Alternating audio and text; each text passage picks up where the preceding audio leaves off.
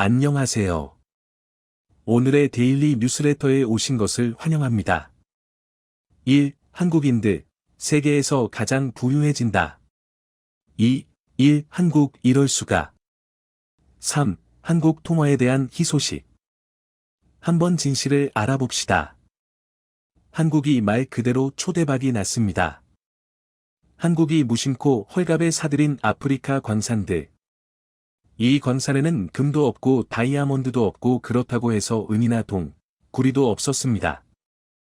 아무도 탐내지 않았죠. 그런데 여기서 예상치 못한 초대박 잭팟이 터졌습니다.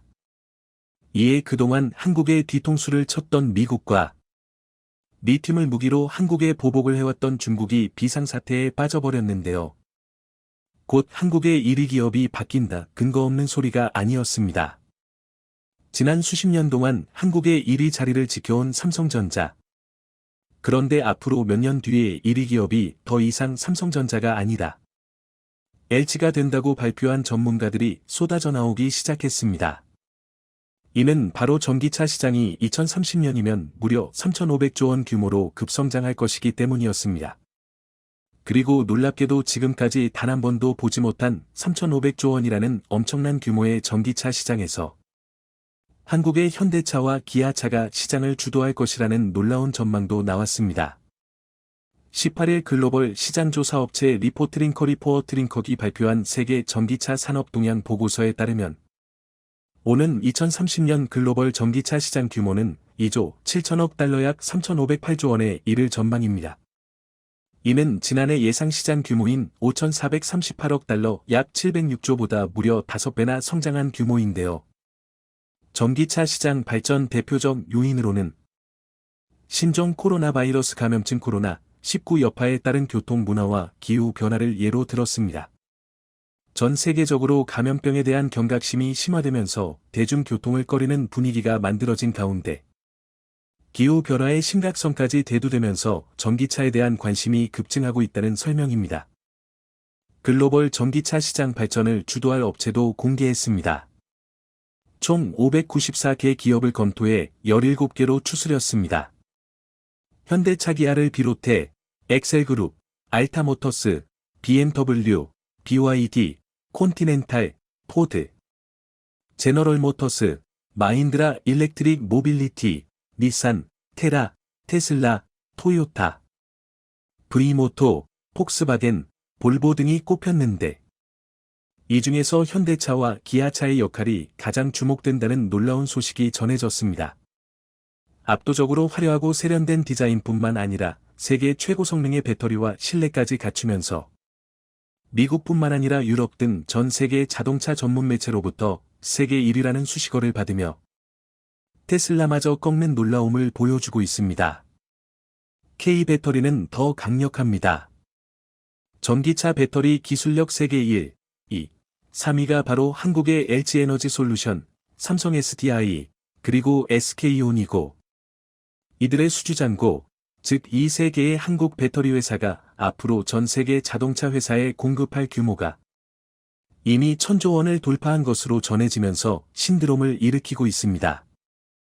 SNE 리서치는 앞으로 추가 주문이 한 건도 없더라도 한국의 배터리 3사는 2030년까지 공장을 100%로 가동할 수 있다는 놀라운 소식을 전했습니다.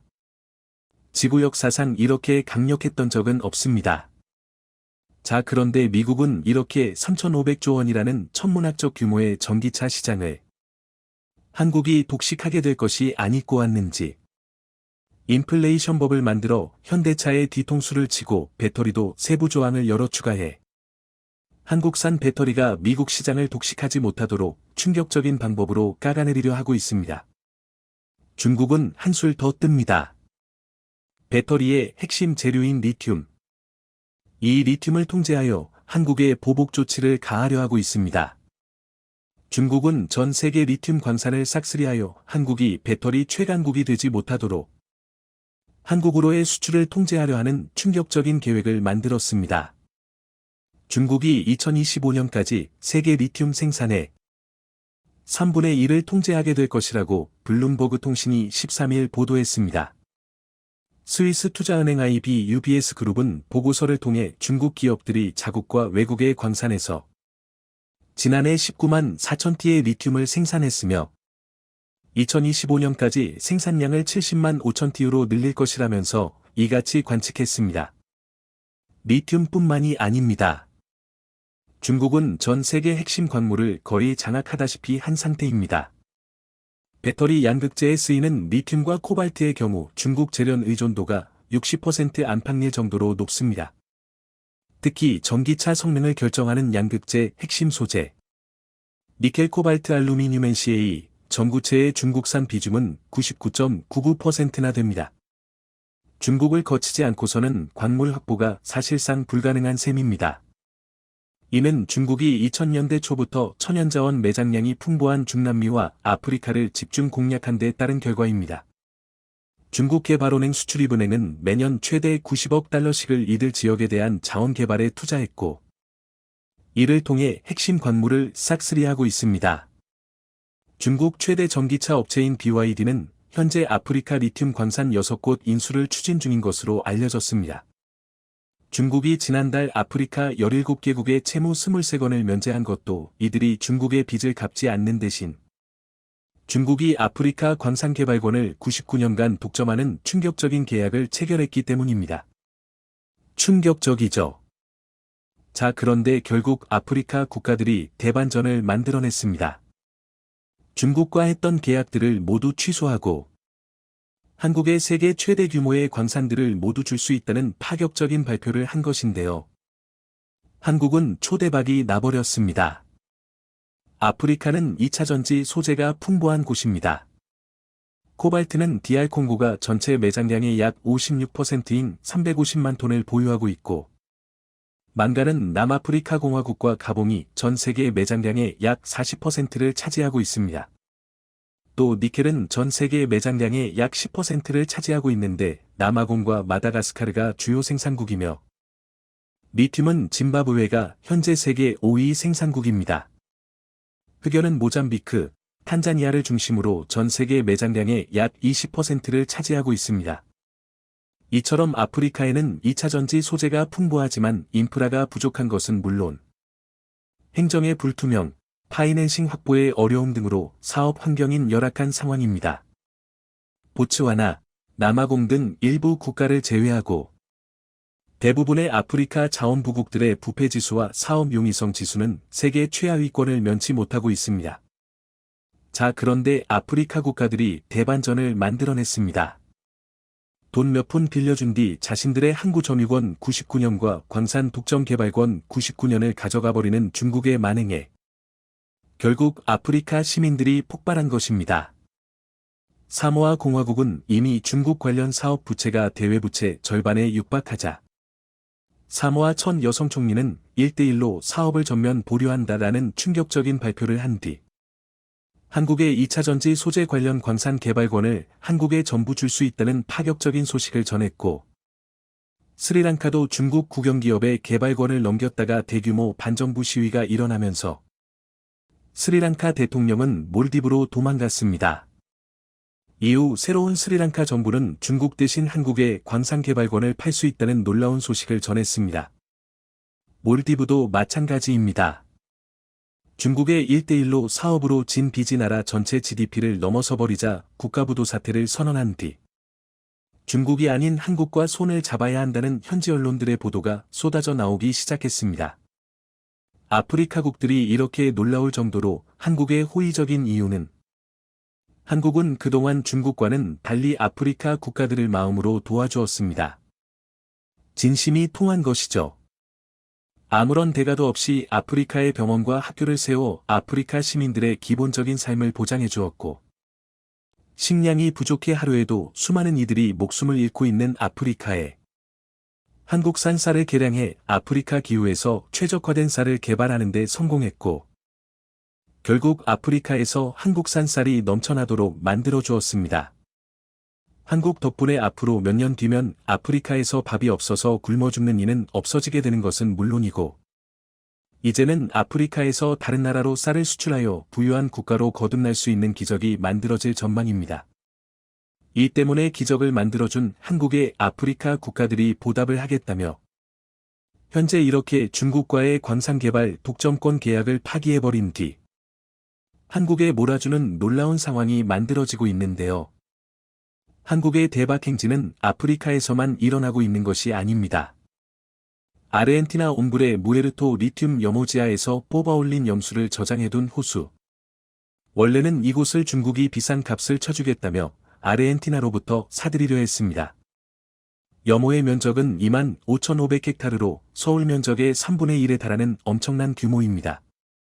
그런데 한국의 포스코가 결국 이곳을 중국보다 더 비싸게 돈을 지불하고 사는 파격적인 결단을 내렸죠. 자, 그런데 포스코가 이곳을 인수한 뒤 추가 탐사를 해보니 원래 추정 매장량보다 무려 6배가 많은 리튬이 매장되어 있었습니다. 염호는 소금호수라는 명칭과 달리 지하에 리튬을 함유한 염수가 매장되어 있는 곳입니다. 수백 m 깊이로 구멍을 뚫어 뽑아 올린 지하 염수를 사용합니다. 매장량 측정 방법도 같습니다. 이전 소유 업체는 탐사공을 15곳만 뚫었습니다. 반면 포스코는 2년간 탐사 범위를 넓혀 30개를 더 뚫었습니다. 300에서 400m 깊이까지만 뚫은 기존 업체와 달리 포스코는 600m까지 파내려갔습니다. 그 결과 추정 매장량은 220만 T에서 1350만 T로 늘었습니다. 초대박이 난 것이죠. 호주에서도 잭팟이 터졌습니다. 세계 최대 규모의 리튬 광산이 모여있는 호주가 한국의 리튬 광산 개발권을 쥐어주며 동맹관계를 과시했습니다. 호주는 최근 수년 동안 한국산 탱크부터 시작해 자주포 등 한국산 무기로 자국 군대를 도배시키는 파격적인 결단을 내리더니 이번에는 미래산업의 쌀로 불리는 리튬마저 한국에 몰아주기로 하는 파격적인 결단을 내렸습니다.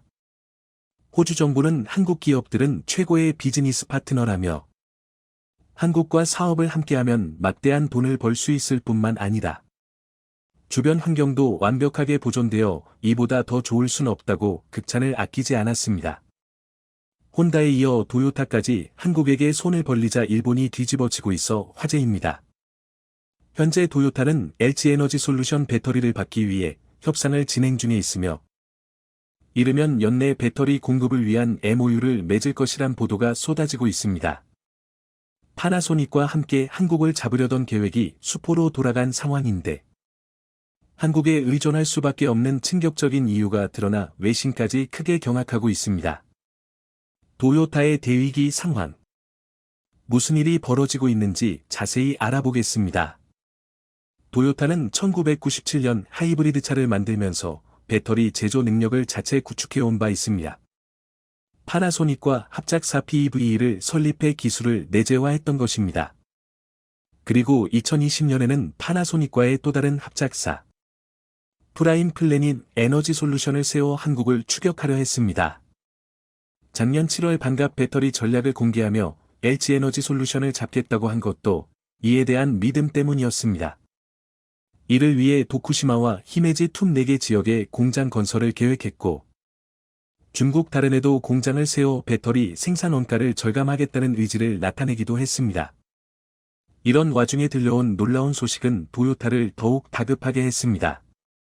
지난 8월 LG에너지솔루션과 혼다가 배터리 합작 공장을 짓기로 했던 것입니다. 혼다 CEO는 직접 한국을 찾아와 합작사 설립에 5조 원대 합의를 하기도 했습니다. 지분 또한 LG 측이 51%, 혼다가 49%로 한국에 더 유리한 구조였죠. 해당 합작 공장은 미국 오하이오주에 세우기로 결정됐는데 약 40GWh 규모가 될 것으로 나타나고 있습니다. 내년 상반기에 합공을 진행해 2024년 말부터 배터리셀과 모듈 양산을 시작한다는 계획입니다. 혼다는 미국 현지에서 12곳의 생산 공장을 운영하고 있습니다. 하지만 전기차 시장 진출을 위해서는 한국 업체와의 협력이 절실했던 상황입니다. 바이든 대통령은 성명을 내고 LG와 혼다가 미국에 50억 달러 이상의 투자 약속을 한 것에 대해 감사를 표하기도 했습니다. 이런 혼다의 행보는 도요타가 결단을 내리는데 영향을 줬다는 분석입니다. 외신들 또한 LG에너지솔루션이 도요타에도 배터리를 팔게 됐다며 놀라움을 나타내고 있습니다. 일본 최대 배터리 기업 파나소닉이 지워지고 있다면서 말입니다. 도요타는 오는 2030년까지 전기차 30종을 출시하고 연간 350만 대의 전기차를 판매한다는 목표를 세우고 있습니다. 이에 파나소닉 이상의 배터리 공급처가 필요했고 최적의 기업으로 LG에너지솔루션을 낙점한 것이라는 설명입니다. 8월 말 도요타는 미일 양국에서 전기차용 배터리 생산 계획을 발표한 바 있습니다. 4천억엔은 일본 국내 배터리 공장에 투입되고 3,300억엔은 미국 공장 건설에 쓰겠다는 것이었죠. 생산 합계치는 최대 40GWh 규모를 추진했던 상황입니다. 이는 혼다와 LG 측의 합작사 설립 발표 후 이틀 만에 나온 내용입니다. 그런데 타 완성차 업체들이 한국 배터리사들과 합작 공장을 세우는 것과는 달리 도요타는 배터리를 자체 생산하겠다는 계획을 밝혀왔습니다.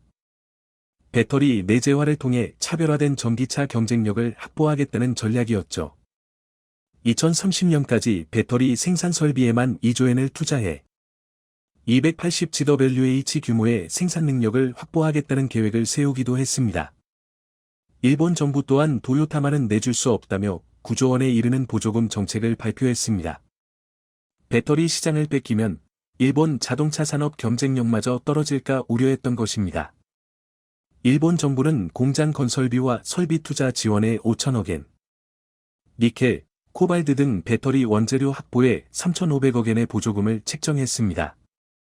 1991년 소니그룹이 세계 최초로 리튬이온 배터리를 개발한 이후 일본 업체들이 배터리 시장을 주도해왔던 상황을 다시 만들려 했던 것입니다. 2015년 일본 기업들의 세계 시장 점유율은 50%에 달하기도 했습니다. 하지만 한국과 중국 업체에게 주도권을 내준 뒤 대표 업체 파나소닉 점유율마저 8.7%로 내려앉아 버렸죠. 그런데 일본 정부의 노력에도 혼다와 도요타가 한국을 선택하자 기시다 정부가 크게 당혹해하고 있는 상태입니다. 도요타가 추가되면서 글로벌 톱10 자동차 업체 중 9곳의 배터리를 공급하게 됐습니다. 자국 부품사를 선호하는 일본 업체들이 LG에너지솔루션과 연이어 손을 잡는 것은 미국 내 생산 능력과 앞선 기술력 때문으로 풀이되고 있습니다. LG에너지솔루션은 세계 최초로 하이니켈 배터리를 양산했고 충전 속도가 대폭 개선된 실리콘 음극재 배터리까지 개발해내고 있습니다. 또 파우치형, 원통형 등 다양한 제품군을 보유하고 있죠. 그 결과 중국 시장을 제외한 글로벌 배터리 시장에선 점유율 36%로 1위를 차지하고 있는 상황입니다. 미국 전기차 시장은 전 세계에서 가장 빠르게 성장하고 있습니다. 2021년 64GWh에서 2025년 450GWh로 가파른 증가가 기대되는 상황입니다. LG에너지솔루션은 북미 생산 능력 확대를 위해 20조 원 이상을 투자한다는 계획입니다. 2025년 이후 해당 지역에서 255GWh 이상의 생산 능력을 갖추려 하는 것입니다.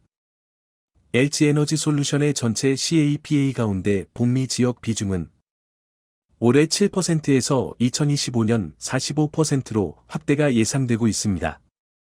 고성능 순수전기차 300만 대 이상을 생산할 수 있는 양입니다. 하지만 일본 파나소닉의 미국 공장은 테슬라 기가팩토리 공장 내 한 곳뿐입니다. 파나소닉은 미국에 40억 달러 투자 계획을 밝히기도 했는데 7월 캔자스주에 투자하겠다는 계획을 급하게 오클라호마 부근으로 변경하는 등 공장 설립의 가피를 잡지 못하는 것으로 나타났습니다. 새 공장에서 근무할 약 4,000명의 직원을 뽑고 있지만 파나소닉으로 가겠다는 이들도 거리 없는 상황입니다. 전 세계 완성차 업체들은 배터리사와 합작법인을 설립하는 방식을 선호하고 있습니다. 배터리 내재화를 실현하기에는 천문학적인 비용과 시간이 들기 때문입니다. 대형 배터리사와 얼마나 빨리 파트너십을 맺는지가 향후 실적을 좌우하는 것입니다. LG에너지솔루션은 인플레이션 감축법 발효 이후 공격적으로 미국 현지 투자에 나서고 있습니다. GM, 혼다, 스텔란티스와의 합작 법인을 통해 미국에만 총 5개 공장을 지을 예정입니다. 그리고 향후 도요타가 해당 자리에 더 추가되는 상황입니다. 파나소닉의 우선순위 또한 도요타가 아닌 테슬라입니다. 도요타와 파나소닉 합작법인이 최근 미국 현지에서 소재 공급 계약을 맺었지만 2025년부터 5년간 연 4,000톤의 탄산 리튬을 받는 것이 고작입니다.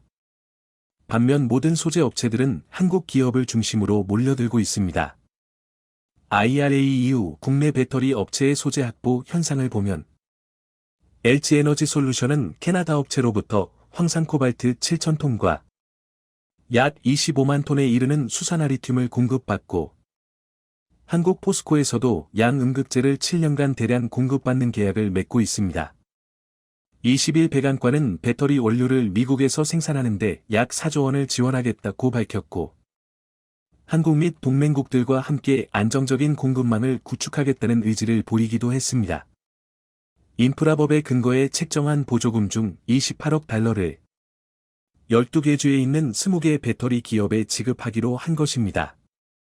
보조금을 받는 기업들의 자체 투자까지 포함하면 약 90억 달러가 리튬과 흑연, 니켈 등 전기차 배터리 원료의 개발 및 생산에 투입되는 것입니다.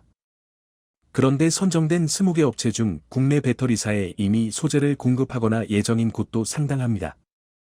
LG에너지솔루션의 천연 흑연을 공급하기로 한 호주 실화가 대표적입니다. 모잠비크에서 광산을 운영 중인 실화는 내년 미국 내 공장을 설립하려 하고 있습니다. 결국 한국 기업이 핵심 열쇠를 쥐자 미국 측 인사들도 연일 한국을 방문해 협력을 요청하고 있습니다. 18일 미국 오하이오주 경제개발청은 한국에서 기자간담회를 열고 투자 유치를 하기도 했습니다.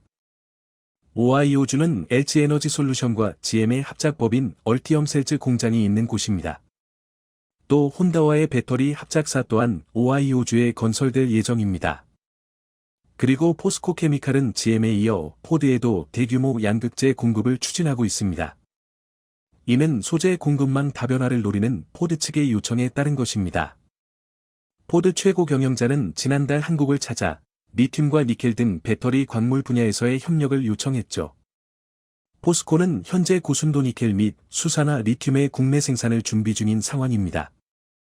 포스코케미칼이 미국 포드에 수십조 원 규모의 양극재 공급을 계획하자 이는 일본 내에도 전해져 자신들만 뒤처졌다며 크게 한탄하는 모습을 보이고 있습니다. 실제로 자원 확보에 실패하고 기술력이 낮은 파나소닉을 찾는 이들은 거의 없기 때문입니다. 이런 상황에 일본은 전고체 배터리로 상황을 역전시키려 하기도 했습니다. 도요타가 1,000건 이상의 전고체 배터리 관련 특허를 확보하고 있어 이를 활용하려 했던 것입니다. 이는 전 세계 전고체 배터리 특허의 40% 규모입니다. 도요타는 작년 9월 세계 최초로 전고체 배터리차를 공개하기도 했습니다. 하지만 그뿐이었고 IG에너지솔루션이 해당 기술력마저 능가해버렸죠. 삼원에서 출방 전 수명이 500회 이상인 전고체 배터리를 개발한 것입니다. 500번 이상의 충방전 이후에도 80% 이상 잔존 용량을 유지하고 리튬이온 배터리에 비해 에너지 밀도가 약 40% 높아 기술적 진일보를 이뤄냈다는 평가를 듣기도 했습니다. 해당 연구는 최고권유 과학저널 사이언스지에 실리기도 했습니다. 게다가 포스코그룹이 전고체 소재 사업에도 박차를 가하고 있어 향후 미래 배터리 시장에서도 한국이 주도권을 쥘 가능성이 높아지고 있습니다. 이런 상황 때문에 도요타는 자존심까지 접어가며 한국 업체에게 발을 걸쳐 놓으려 한다는 분석입니다. 최고의 기술력으로 전 세계를 장악해가는 한국 배터리. 더 높은 성장을 응원합니다. 최근 러시아가 중국과 함께 공동통화를 만든다는 소식이 퍼지면서 이에 대응해 여러 국가들이 유로화처럼 비슷한 공동통화를 만들겠다고 나섰는데요. 9PA 아세안 ASEAN 국가들은 한국 원화를 공동무역통화로 채택 앞으로 거세질 화폐 전쟁에서 한국을 중심으로 뭉치겠다고 선언한 것이죠. 아주 오래전부터 엔화를 중심으로 공동무역통화 시스템을 만들고자 했던 일본은 이 소식에 당황하지 않을 수 없었다고 하는데요. 장기전으로 진행되는 우크라이나 전쟁 미국은 경제제재를 통해 러시아를 완전히 묶어놨는데요. 지속적으로 경제활동을 할 수 없게 막는 한편 꼼수를 통해 이를 우회하려는 시도조차 원천 차단했습니다. 이번 미국의 재빠른 결단과 단호한 조치에 러시아 경제는 빠르게 무너졌습니다. 러시아의 법정화폐 루블화는 종이 조각보다 더 못한 신세가 되었고, 러시아 국민들은 느닷없는 제재로 인해 거지가 되었습니다. 러시아는 생각보다 더 큰 규모의 제재와 함께 빠르게 소모되는 자원을 보고 심각성을 느꼈죠. 무슨 수를 써서라도 미국의 제재를 벗어나고자 결단했고, 러시아는 묘수를 고안했는데요. 바로 러시아가 주도하는 유라시아 경제연합 EAEU 회원국들이 중국과 함께 국제통화 재정 시스템을 구축하기 위한 공동통화 도입 프로젝트에 들어선다고 발표한 것이죠.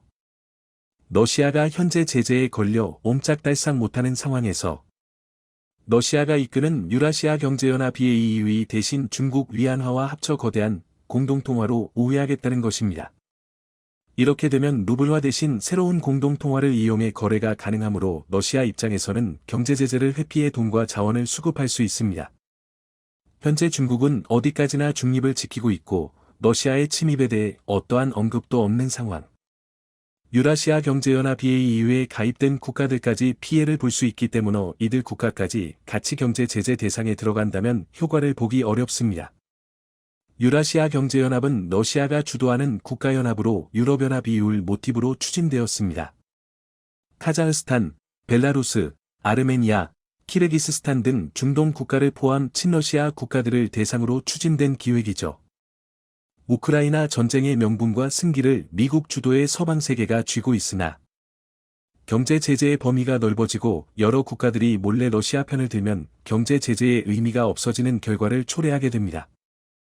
한편 러시아와 중국이 거대 공동통화 체제를 만들겠다고 선언하자 이에 자극을 받은 아시아 국가들 사이에서 맞대응할 통화를 준비해야 한다고 주장했죠. 가장 먼저 나선 것이 일본이었습니다. 일본은 일제 시절부터 공동통화에 대한 꿈을 가지고 있었습니다. 지금은 공식 발언에서 언급하기도 힘든 대동아 공영권 이론에서 시작되었죠. 제국주의로 아시아 각국이 유럽 국가의 식민지로 전락했을 무렵 일본은 아시아 국가들이 뭉쳐 유럽을 배격해야 한다는 주장을 펼쳤습니다. 아시아 사람끼리 잘 살아보자는 기치 아래에 아시아 국가는 일본의 제안을 솔깃하게 여겼습니다. 친일파로 유명한 필리핀 호세 라우렐 대통령은 회의상에서 공공연하게 대동아 공영권을 이야기하며 일본을 중심으로 뭉쳐야 한다는 주장을 할 정도였죠. 겉으로 내세운 이유는 아시아 국가들이 뭉쳐야 한다는 것이지만 실제 일본이 노린 속셈은 공동통화의입니다. 화폐가 통용되는 영역이 늘어나면 늘어날수록 한 나라의 경제 영향력은 커진다는 사실을 일본은 이미 알고 있었죠. 그것을 가장 절실하게 깨달은 사건이 바로 유로화 탄생입니다. 90년대 후반 유럽연합이 결성되고 단일 통화인 유로는 단숨에 일본 엔화를 밀어내고 중요 자산으로 자리 잡았습니다. 심지어 달러와 비슷한 위치를 점유할 정도로 성장했죠. 이에 충격을 받은 일본은 아시아에서 가장 발전된 선진국인 자신을 중심으로 한국과 중국, 동남아시아 국가들이 힘을 합쳐야 할 것을 주장했죠. 동아시아의 학자들을 파견, 유로화와 상대할 화폐를 만들어야 한다고 여론을 모았습니다. 이 주장에 힘을 실어준 계기는 다름 아닌 IMF 사태. 한국이 IMF의 긴급 구제금융을 받으면서 연쇄적으로 다른 아시아 국가들 역인 경제가 흔들리면서 이러한 논의가 급물살을 탔습니다. 달러나 유로에 비해 화폐 경쟁력이 떨어지는 국가는 경제 위기에 취약하고 대처할 수 있는 수단이 없습니다. 공동무역화폐를 통해 화폐 경쟁력을 갖추면 충분히 서양 국가에 대항해 IMF의 도움을 받을 필요가 없어진다는 논리를 일본은 펼친 것이죠. 아시아 통화 단위의 이슈는 이 시기에 등장했습니다. 일본 엔화를 중심으로 중국 위안화, 동남아 국가연합 아세안의 각 통화를 비롯 대만과 홍콩 통화까지 아우르는 구상인데요. 치앙마이 이니셔티브 CMI라는 초기 합의를 시작으로 각국의 경제장관들은 합의를 통해 공동무역 통화 도입 직전까지 도달했죠. 일본의 뜻대로 엔화를 중심으로 한 공동통화가 확정되기 직전 이 논의는 결국 결렬되고 말았습니다. 원인은 바로 일본의 욕심이었죠.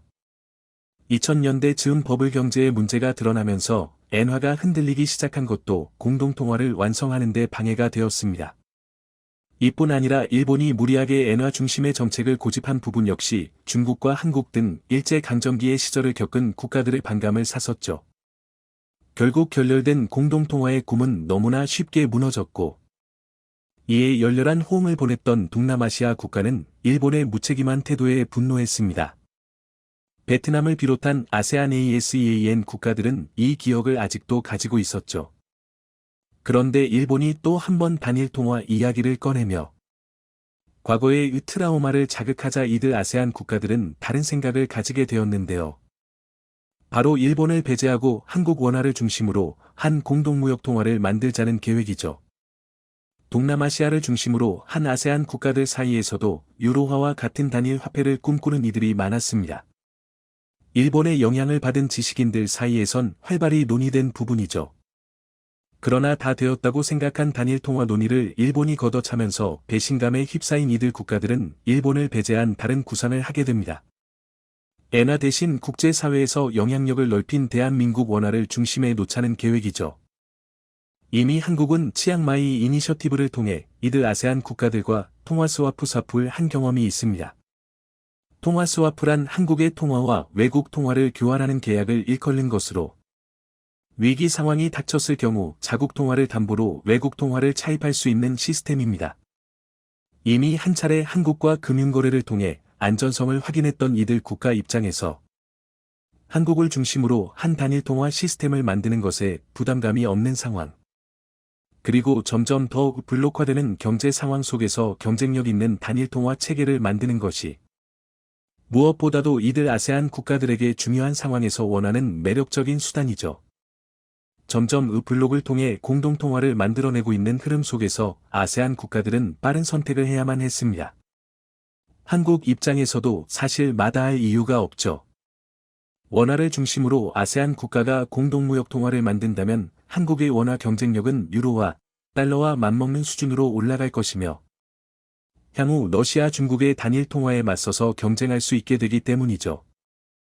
게다가 한국은 동남아시아 국가들과 밀접한 교류를 이어가며 협력을 다졌기에 과거 무리하게 추진되었던 통화 시도와 달리 부드럽게 협의를 이어갈 수 있다는 장점 또한 가지고 있는데요. 한국은 메콩강 유역 국가들과 공동 번영을 위한 정상회의를 열며 여러 아세안 국가들과 경제 및 기술적 합의를 이어나갔습니다.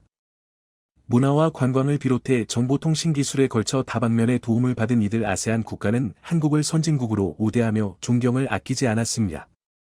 또한 한류로 인해 한국 문화에 익숙한 이들이 많이 자리 잡고 있기에 원화에 대한 거부감이 적은 것도 원화를 중심으로 한 공동무역통화 성립에 매우 유리한 부분이라고 할 수 있습니다. 이전 일본이 엔화를 중심으로 공동통화를 만들려고 했을 때 각국에서 반대가 심했던 것을 생각해보면 상호 합의가 뒷받침된 아세안 한국의 공동통화 논의는 더욱 긍정적이라 할 수 있습니다. 이에 일본은 매우 당황할 수밖에 없었습니다. 아주 오래전 대동아 공영론 시절부터 꿈꿔왔던 공동무역통화의 꿈을 일본 대신 한국이 먼저 이룰 수 있기 때문이죠.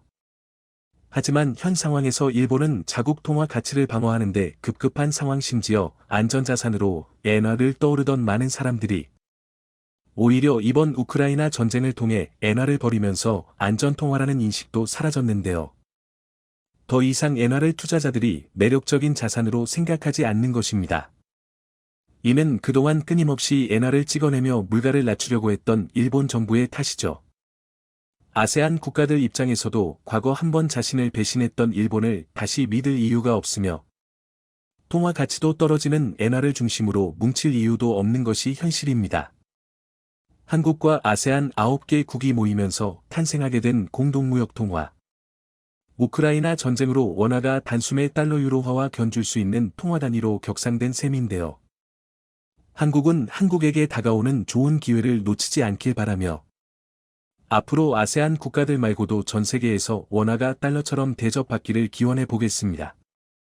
영상이 도움이 되셨다면 구독과 좋아요 부탁드리며 오늘도 감사합니다. 최고로 멋진 하루 보내시길 바랄게요.